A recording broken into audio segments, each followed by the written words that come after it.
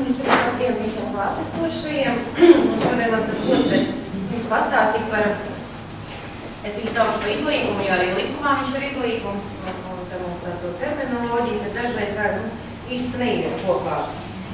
Un jā, tāpēc man ir otrais slaids par to mediāciju vai tad izlīgums, jā, krimināla procesā. Bieži vien mēs viņu arī saucam par mediāciju, bet sakarā to, ka likumā tā ir noteikts, tad mēs arī ieturamies pie šī formulējuma.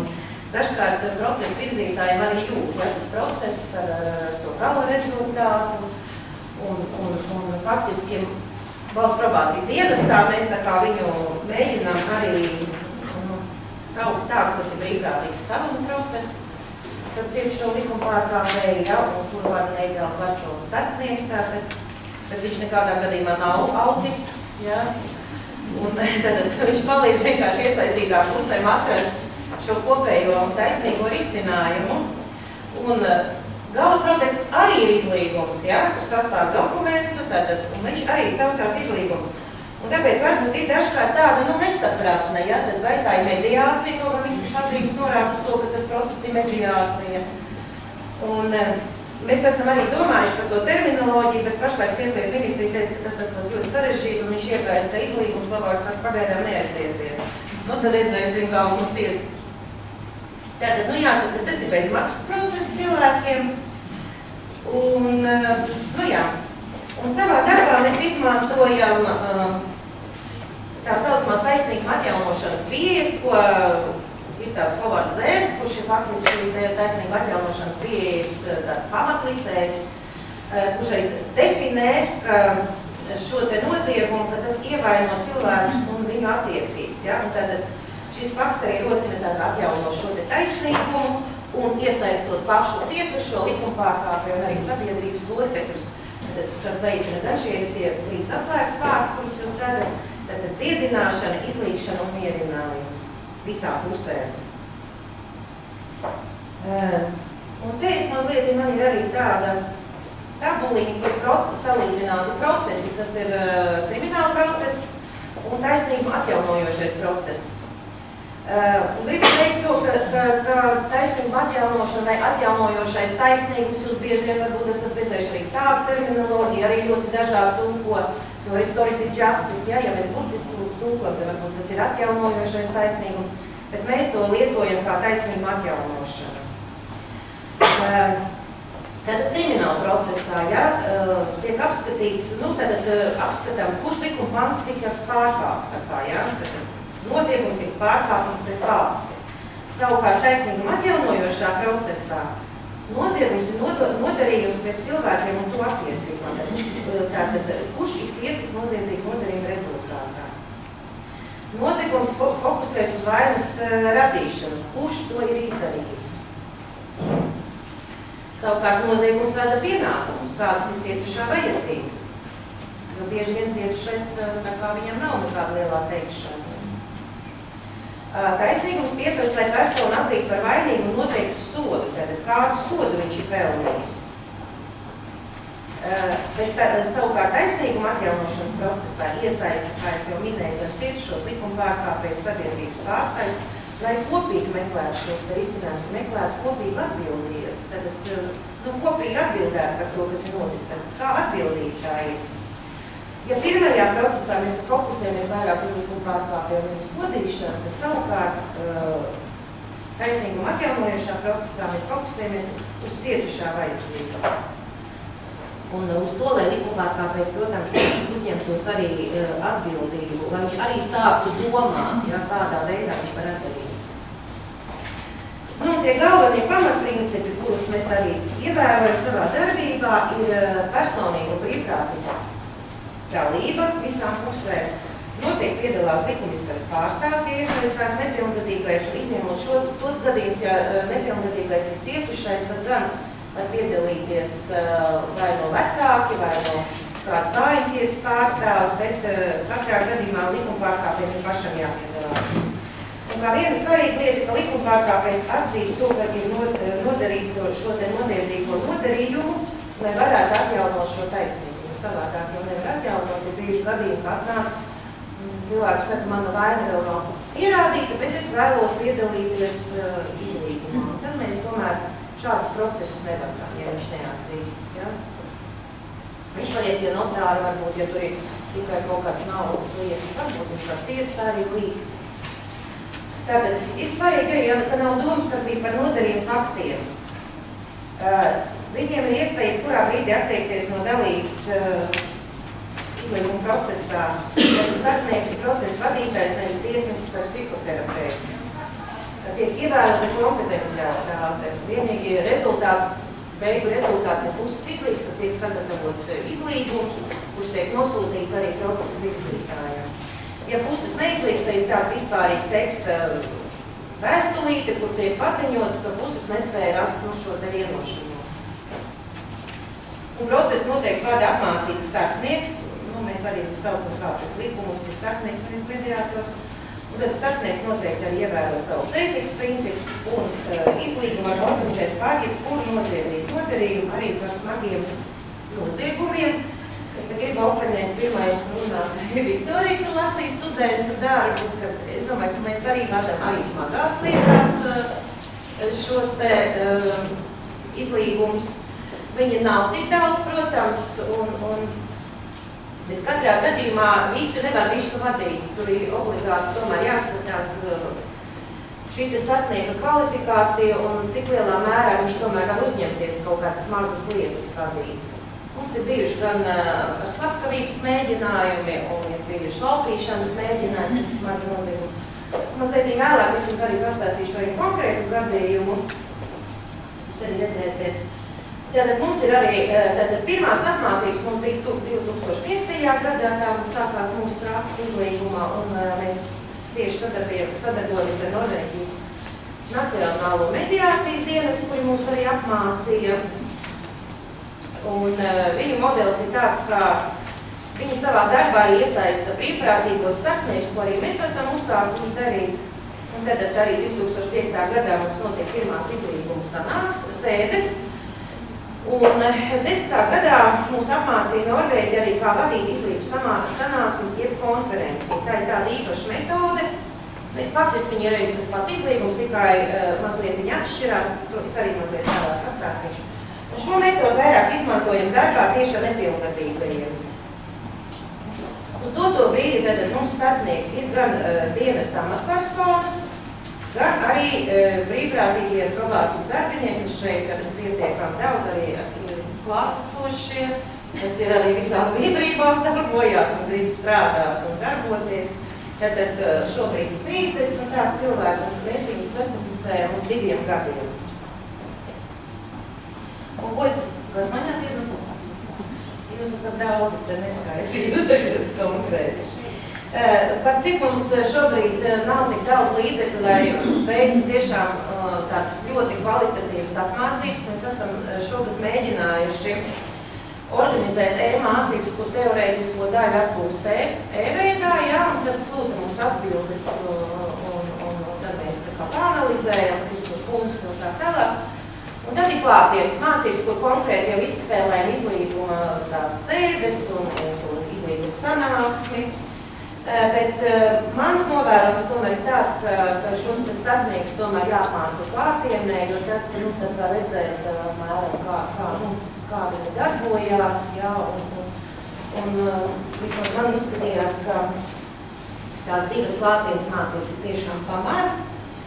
Bet kopumā arī pēc tam šiem cilvēkiem ir jānovada katram 3 izlīgumi kopā ar pieredzējuši starpnieku. Un tādēļ tas pieredzējušais starpnieks sniedz savas atsauksmes. Ja? Mēs arī dodam tādu nelielu arī eksāmenu darbu. Nu, katrā gadījumā apmācības šogad arī, mēs esam apmācījuši arī Krievijas mediātors, par cik viņam ir diezgan, labi viņiem iet civilietās un tā. Bet bija, Maskava ir liela un plaša, ja, tā viņam arī biedrības ir diezgan daudz. Un tā es biju aizbraukšu uz Maskavu, un viņiem bija liela interese arī tieši par izlīguma organizēšanu tribunāliem. Tā, tālāk. Tātad, ko tad atšķir starpnieks? Nu, tātad viņš ir speciāli apmācīts konfliktu risināšanā. Kā es teicu, viņš nav ne tiesas, ne kāds ne terapeits, kurš neiesaka risinājumus, tātad nenosota, ievēro šo konfidencialitāti un neutralitāti. Un jā, par to autismu, ja, piemēram, tas jau nenozīmē, ka viņam viss vienalga, ja, viņam nav, protams, viss vienalga. Šeit viņa tā neutralitāte, manā izpratnē, ir tāda, ka viņš nedod padomus, bet viņš prot atrast pareizus tā saucamos jautājumus, ja, ko uzdod tam cilvēkam, lai tas cilvēks pats sāk domāt. Jo cilvēki ir pieraduši, ka viņiem dodas atrast atbildes, ja viņi nav pieraduši uzņemties atbildību. Nu, piemēram, ja es teikšu, Jāni, tev noteikti jāatvainojas Pēterim šeit pat, ja, mediācijas. Bet, ja es teikšu Jāni, varbūt tad ir kaut kas ļoti svarīgs sakāms vēl Pēterim, ja, tad viņš varbūt var padomāt, ka jā, es varu atvainoties Pēterim. Var arī neizdomāt. Var arī neizdomāt, bet katrā gadījumā to var mēģināt un bieži vien viņiem pielēc, ka jā, viņš var atvainoties, ka tas ir ļoti svarīgi. Ja tad meklējam pareizes jautājumus, kā varam uzdot šiem cilvēkiem, lai viņi sāk domāt. Ja mammas ir abi žāls, jā, viņi pasaka to, ko viņam atvainojas to līdzi, jā. Cilvēks jāmāk domāt. Nu, un tie ir ārējie normatīvi akti, kas regulē izlīgumu. Nu, ir gana daudz, es domāju, bet, nu, ir visādi robi, kas ir jāgrost ar kriminālu procesu likumā un tā tālāk. Un mūsu probācijas dienas likuma arī taps grozījumi.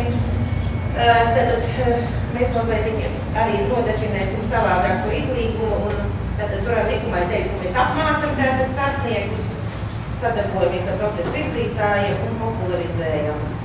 Nu, ir tāds likums par audzinošu apstākļu piespiedu līdzekļu piemērošanu bērniem, kur arī 10. gadā ir parādījies arī izlīguma institūts, kurš ir arī tātad tiesnesis var sūtīt šos te ierosinājumus, izskatot lietas par bērniem, bet pašlaik mums ir ļoti maz tādi gadījumi, jo, nu, cik mēs te diskutējam, varbūt vairāk jādiskutē par šo lietu, ka tiesnesim mazliet šaubas par to, ka tur atkal ir tās 15 dienu laikā, ir jāizskata, cik es zinu, un tie termiņi tur, un mums kaut kā šodien tā pagaidām netiek plaši piemēroti šie te izlīgumi, bet nu ir.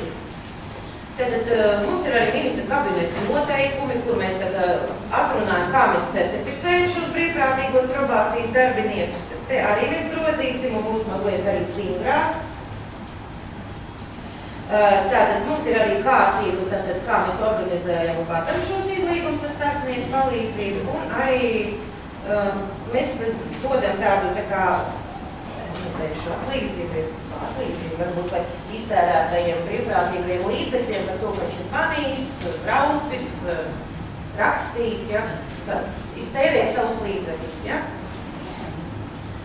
Ir arī iekšējie normatīvi akti, tātad un viens no tiem ir starpnieku ētikas kodeks.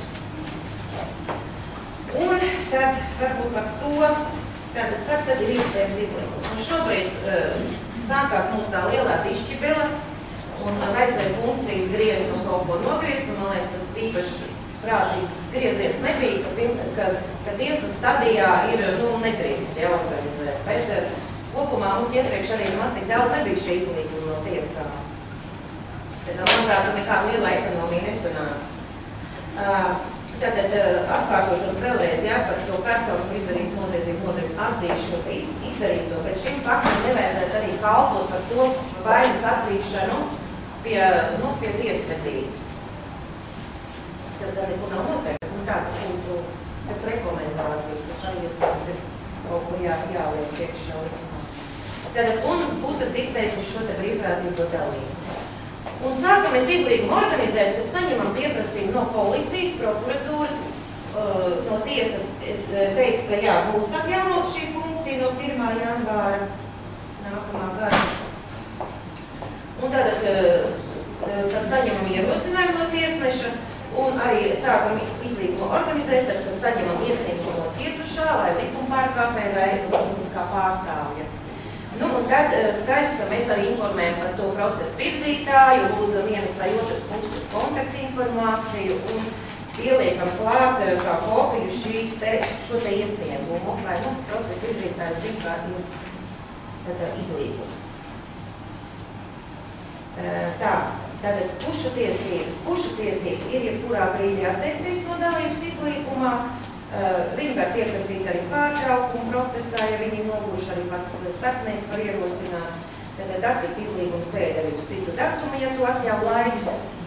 Jo procesa virzītājs parasti nosaka, līdz kuram datumam mums vajadzētu to visu norganizēt. Drīkst pieprasīt citu starpnieku, iesaistīt savus atbalstītājus izlīguma sēdē, ne tikai vecākus, drīkst nākt arī kādi draugi, ja vajag. Tātad savstarpēji vienoties par izlīguma sēdes valodu, jo bieži vien viens runā latviski, otrs runā krieviski. Tad arī vienojās, kādā valodā runās. Var pieprasīt tulku, mēs arī apmaksājam. Tik pārāk daudz gadījumu tādu nav bijuši, bet ir arī kārzemnieki, slikti uzvedās jau, un tad jānāk ir uz izlīgumu, un tad ir vajadzīgs tulkus. Puses, ne tikai puses, arī procesa virzītāji var vērsties arī par, teiksim, ar iesniegumu par starpnieku kaut kādu neētisku rīcību. Man arī tāpat kā Lelde ir stabiņi par gadiem. Jūs redzat, pieprasīto izlīgumu dinamiku, tas nenozīmē, ka visi ir notikuši, tagad es pēc tam arī pateikšu. Tā redzat, kā pa kalniem un pa lejām, un 8. gadā mums pieprasīja diezgan daudz tos izlīgumus, un tad 9. gadā mums 745 bija, un tad 10. gadā jau arvien bēdīgāk, 440, pagājuši gadu bija vairāk mazliet, 696, un šobrīd 4 mēnešu laikā ir 206 pieprasītie. Bet sākām mēs ar 51, 2005. gadā. Es domāju, tas ir tāds progress. Tā, nepilngadīgi ir, kas ir 10. gadā, 11. gadā piedalījušies, tad ir apmēram 17% no visiem. Tā iepriekšējos gados ir bijis līdz 20% tie nepilngadīgi mums iesaistās. Kas tad ir galvenie iniciatori? Šobrīd mēs ļoti daudz strādājam ar procesu virzītājiem, īpaši ar policiju. Un 11. gadā mums ir pieaudzis no policijas šie pieprasījumi 285, salīdzinot ar iepriekšējo gadu tie, kas ir 2 vairāk. Prokuratūra mazliet mazāk, tiesa tur ir norāda, tie ir audzinoši raksturi, tie ir 3 un 4. Abas puses arī šādi atnāk, tad tie ir 11, tad viņi jau puslīdz ir kaut kādā veidā, ja ir vienojušies. Visvairāk skaidrs likuma pārkāpējs, piedalīties šajā procesā, tie vienmēr visus gadus ir visvairāk bijuši, kas ir likuma, un arī dažkārt cietušie, bet iepriekšējā gadā bija mazliet mazāk nekā 10. gadā. Un vēl ir tā, piemēram, Latgales reģionā dažkārt ir arī tāda kārtība, ka policists vienkārši likuma pārkāpējiem pasaka, ej uz to probācijas dienestu, viņš tev tur visu izstāstīs par to izlīgumu, tāpēc ir iznāk tā, ka tas likuma pārkāpējs vajag kuplā skaitā. Un kas tad ar tiem organizētiem izlīgumiem ir noticis? Te ir 10. un 11. gads salīdzināt. Zeltenais ir 10. un 11. tas ir līgais. Izlīgums tika pārtraukts, vai tad tomēr 3. daļa izlīguma ir pārtraukta. Tur atsakās vai viena puse vai otra puse, tad tās ir viņu tiesības, tas ir brīvprātīgs process. Bet, ja puses sanāk kopā, ja ir tik tālu, tad redzat, ka šeit ir izlīga ar nosacījumiem, vairāk ir izlīguši ar nosacījumiem, un ir arī bez nosacījumiem līdzīgos proporcijos. 19-18% gadījumā izlīgs bez nosacījumiem. Vienkārši apvainojās. Tieši vien cietušiem to vienu vajag arī dzirdēt. Un ir, ka nepanāk vienošanos, kāds 6-7%, bet tomēr apmēram, es tā reiķi, apmēram līdz 70% viņi sanāk kopā, tomēr viņi izlīgst, atrod kaut kādu kopēju risinājumu. Un šeit, redzat, ir pārsvarā materiālā kompensācija, jo pie noziedzīgiem nodarījumiem tomēr tur ir cilvēka ciešanas, ārstēšanās izdevumi, tur ir kaut ko salauž bieži vien, tātad ir šī materiālais, neko nevar darīt. Ir arī atvainošanās, redzat, kā es teicu, ir mazliet darbs, ir arī kādi citi nosacījumi, kas ir saistīti, piemēram, viņš apsola cietušo aizvest uz poliklīniku, jau uz pilsētu vai kā. Darbs ir, piemēram, viens bija nozars otram šo te motoru zāģi, un viņam te bija vienošanās, ka viņš atstrādās mežā cik tur stundas. Un tad mums arī ar šo atstrādāšanu vienu reizi radās tāda problēma, ka tad situācija vienā mazpilsētā, kā jaunieši izsit vietējam veikaliņam to vitrīnu. Nu, viņš, protams, negaida, ka viņš iestiklo vai neatnāk uz izlīgumu. Nu, viņš ir juridiska persona, un tad sāk runāt, nu, viņš būs tā mieru, ka tie puiši viņam tur pakrāmē malku. Un viņš tā sāk aizdomāties, ka, ja nu tagad atnāk darba aizsardzības tā inspekcija, caur esi, vai ne? Sots jāmaksā vēl piedagām. Jā, un tagad mēs arī rakstam Tieslietu ministriju skaidroju šo vēstulē, mums, nu, tagad sniedz skaidrojumu, kā tad īsti ir, jo, ja mēs gribam strādāt pēc šiem taisnīguma atjaunojušiem principiem, tad darbs ir viens no veidiem, kā var atdarīt, ja nav tev naudas, ja, kā atmaksāt. Jo tādi gadījumi ir bijuši jaunieši, piemēram, iztiklojuši siltumnīcas. Nu, ir dažādi cita darbi, tur krāsojuši, piemēram, sētu, ja? Tāda veida. Nu, redzat, jā, un tagad pēc noziedzīgā nodarījuma veida, nu, jāsaka, ka uz tauta vairāk zog. Tagad pēdējā laikā, jā, un bojā arī mantas citiem cilvēkiem. Bet, nu, tātad pārsvarā mums ir, redzat, jā, par visus gadus faktiski par kriminālu pārkāpumu mazāk smagu nodarījumi ir bijuši šie izlīgumi, kas ir, nu, nākuši procesi. Bet ir arī bijuši par smagiem noziegumiem ir līdz, jā, un sevišķi smagiem noziegumiem arī bijuši procesi, bet tie ir arī mazāk. Nu tā. Tātad, ja mēs mazliet ieskatāmies izlīgums un izlīguma sanāksme, ko es sākumā minēju, tad abas metodas sniedz pusēm iespēju tātad starpnieku palīdzību veidot šo te dialogu, tātad izrunāties. Abas metodas ļauj likuma pārkāpējiem cietušiem būt aktīviem procesā, apzināt šīs te sekas, kopīgi meklēt risinājumus. Un kuru metodu izvēlēties, tas ir atkarīgs no iesaistītajām pusēm. Ja ir, piemēram, viens cietušais un divi vainīgie, viņš grib ar abiem diviem kopā runāt, tad taisam šo te sanāksmi. Vai arī varbūt arī 3 cietušie un 3 vainīgie, tad taisam apkurs.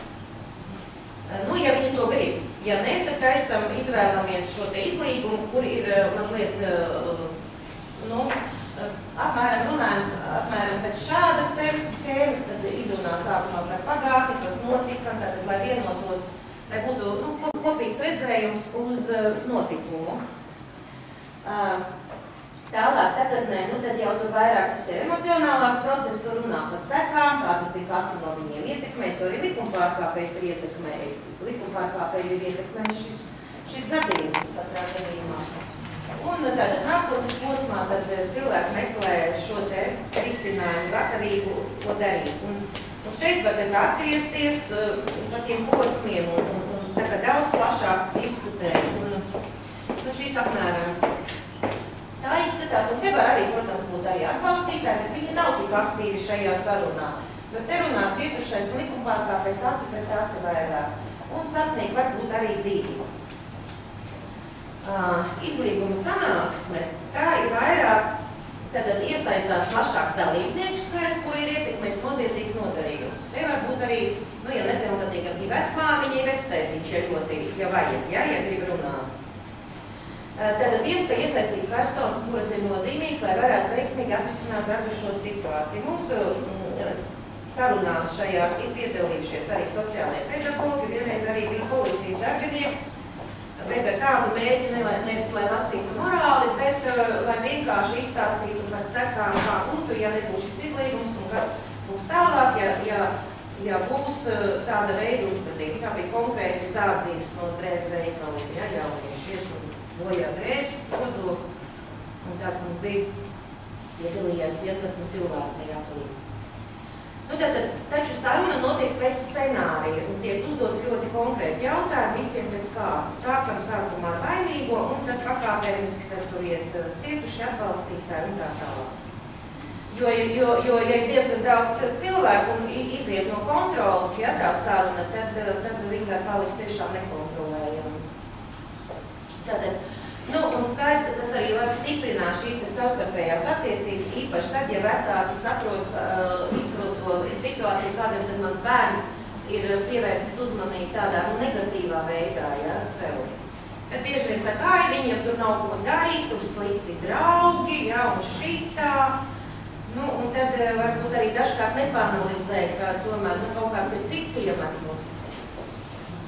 Nu, un tā, faktiski, šajā procesā ir tā, ka viņš nav vairs starpnieks, bet sarunas vadītājs, tāpēc, ka viņš runā pēc scenārija, ja? Ja mēs uz anglisko tulkojam, tad tas ir facilitator, ja procesa vadītājs viņš varētu, ja? Un te ir liels darbs jāiegulda, lai šos darbiniekus, tos dalībniekus visus sagatavotu dalībai, ar katru konkrēti jātiekās, jāizrunā, kādi jautājumi tiks uzdoti, kur sēdēs un kā tas viss notiks. Nu, abos procesos, protams, ir jāizskatot, bet šis ir tāds diezgan garš un tāds, nu, pamatīgi sagatavošana šeit vēl. Nu, un es gribētu vēl pievērst uzmanību par tām galvenām aktualitātēm, kas mums traucē dzīvot šobrīd. Tātad netiek uzraudzīti šie izlīguma izpildes nosacījumi, te jau iepriekš runāja arī Dana, jā, pišķiņi pievērsās šim. Tātad ar to jāstrādā. Un šī tā neizpratne par izlīgumu mērķiem, būtību un procesu virzītājiem, protams, ir statistika un procesuālie termini. Man jau rāda, man jāveic, bet es to tiešām jāpabeigšu. Lai veidot šo te sabiedrības, varbūt, izpratni par šo izlīgumu. Mēs jau 3 gadus pēc kārtas organizējam izlīgumu nedēļas, un dažādas aktivitātes ir mums, un mums pirmā gadā, šīs ir pirmais gads, kad mēs aktīvi demonstrējām, mums bija tāda filma izlīgums par cietušo likumu pārkāpēju, tad arī aktīvi iesaistījām jauniešus, lai mācītos konstruktīvi risināt konfliktus. Un šeit bija tāda spēle, kur viņiem vajadzētu iet pa dažādām iestādēm, tā skaitā Tieslietu ministriju apmeklēt un tad atbildēt uz dažādiem jautājumiem saistītiem ar konfliktiem. Tātad otrā gadā mums jau bija tāda, arī bija iesaistīti jaunieši šajā spēlē konkrēti no skolām, tad šeit bija tā kā uz vietas, nekur nevajadzēja viņiem iet, vajadzēja vienkārši arī risināt konfliktus caur dažādām lomu spēlēm. Un šogad, ja mēs pievērsām uzmanību vairāk procesa virzītājiem, kur arī aktīvi iesaistījām viņus tieši šis ir tas aplis, ko es jums stāstīju konferenci, lai viņi izjustu, kā tas ir, kā viņš darbojās, un tad viņam bija jāiejūt dažādās lomās. Tā. Un pēdējais, ko es gribēju pateikt, mums viena kolēģe rakstīja maģistra darbu par cietušo tieši pirms un pēc izlīguma ar likuma pārkāpēju, kā viņš bija jūties.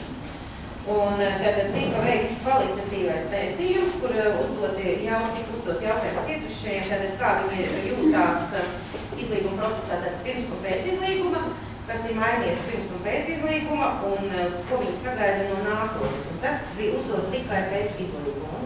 Situācija tāda, ka šis īstenībā ir smags gadījums, kad viens jauns vīrietis svinēja savu dzimšanas dienu kafejnīcas telpā un tad no rīta taisījās doties prom no blakus bāra.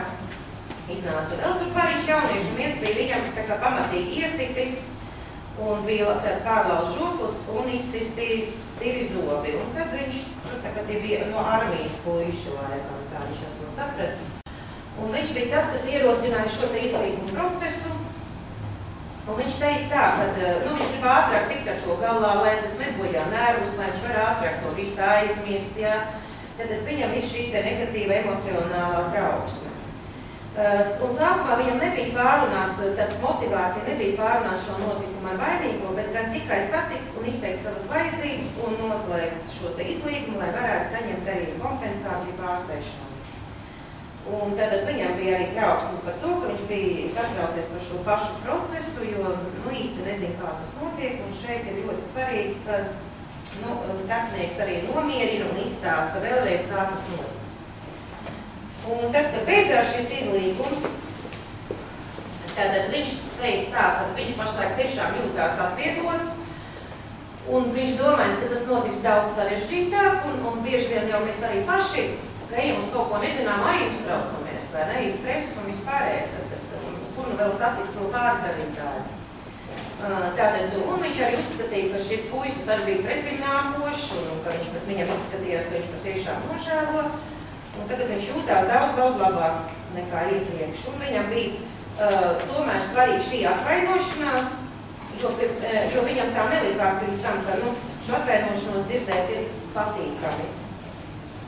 Tātad viņam ir gandarījums, viņš ir dabūjis gan šo te kompensāciju, gan arī, viņš tā kā uzskata, ka tas ir svarīgi un derīgi iesaistīties šādos procesos. Un pēdējais pats.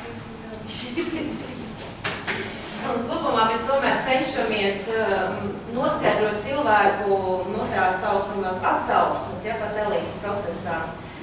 Un mēs jau 2 gadus pēc kārtas vienu gadu mēs telefoniski aptaujājām, un pagājušā gadā mēs viņiem lūdzām brīvprātīgi aizpildīt anketas ar tādiem jautājumiem dažiem. Un tagad tika analizēts 289 anketas, gan cietušo, gan likuma pārkāpēju, un šeit ir prioritārā secībā, kas ir svarīgi tiem cilvēkiem, kas piedalījušies, gan vainīgajiem, gan cietušiem. Tātad ir svarīgi labi apmācīts un profesionāls starpnieks, kā pirmais, tātad iespēja ātrāk rast risinājumu nekā tiesāšanās ceļā. Otrais, tātad starpnieks prot labi izskaidro šo izlīgumu būtību, sekas un viņu tiesības, iespēja uzdot jautājumus, saņemt atbildes no iesaistītām pusēm, tad tā ir sagatavota droša un tātad vide un iespēja būt lielāku drošības sajūtu nākotnē. Tātad tas, ko arī tas puisis, ko es iepriekš teicu, viņš arī to pašu arī tieši arī tiek uzsvērts, ka tas ir svarīgi. Viss paldies!